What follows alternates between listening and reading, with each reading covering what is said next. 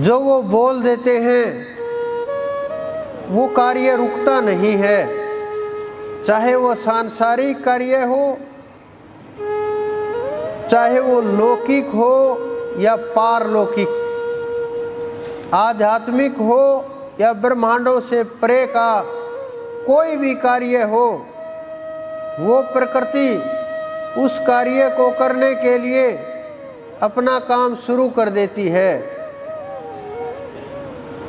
लेकिन कुछ लोग गुरु के वचनों को डिब्बों में बांधने का प्रयत्न करते हैं, सीमित करने का प्रयास करते हैं, दायरा बनाते हैं, मन माने सरलार्थ निकाल करके अर्थ बदलने का प्रयास करते हैं और मन माने आचरण के ऊपर चलने लगते हैं। आचरण सिद्धों जैसा करते हैं, बातें सिद्धों जैसी करते हैं और उनका ध्यान देखो 1 घंटे भी नहीं बैठ पाते। जो जीव इतना भी नहीं कर पाते,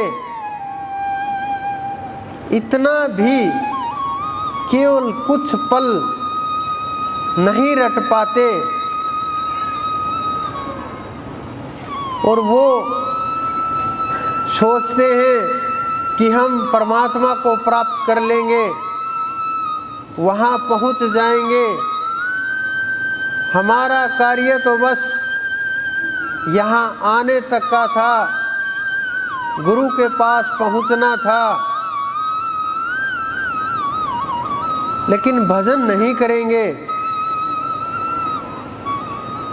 केवल मात्र शरीर तक पहुँचने के लिए, सेवा के लिए जितना भी आप कदमों से चलोगे, अगर आपने किसी जन्म में पैरों से कुछ गलत किया है, वो पाप कटने लगेंगे। अगर आप हाथों से सेवा करोगे तो हाथों से जो आपने गलत काम किए हैं वो कटने लगेंगे। अगर आप मन से सत्संग सुनोगे और करोगे और परमात्मा के नाम का प्रचार करोगे, उसका नाम का संसार में जगाने का प्रयत्न करोगे, तो आपने जो मन से किए गए बुरे कर्म हैं वो कटने लगेंगे।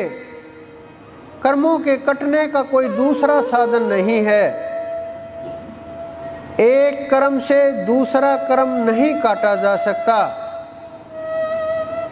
केवल मात्र सेवा, सुमरण, नाम और परमात्मा की शरणागति, इसी से एक एक कर्म को तोड़ा जा सकता है। इस संसार के अंदर गुरु शब्द का बहुत महत्व सदा से रहा है। चाहे कोई भी मजहब हो, पंथ हो, धर्म हो, समाज हो, संसार हो, आध्यात्म हो, कोई भी स्थान हो, बिना गुरु के कल्याण संभव नहीं है। लेकिन जब वचनों के अंदर चलते हैं, ना काल कुछ बिगाड़ पाता है, ना माया कुछ बिगाड़ पाती है, न संसार कुछ बिगाड़ पाता है, और आप मोक्ष के मार्ग पर चलने लगते हैं, मोक्ष के रास्ते खुलने लगते हैं। और वो ऐसा मार्ग है जिसके ऊपर आप चलना शुरू कर दोगे फिर दूसरे मार्ग की आवश्यकता नहीं रहती, क्योंकि परमात्मा का मार्ग इतना आसानी से नहीं मिलता। लेकिन जब उसके ऊपर कदम बढ़ गए, कुछ लोग गालियां भी देंगे, मूर्ख भी बताएंगे, ताने भी देंगे,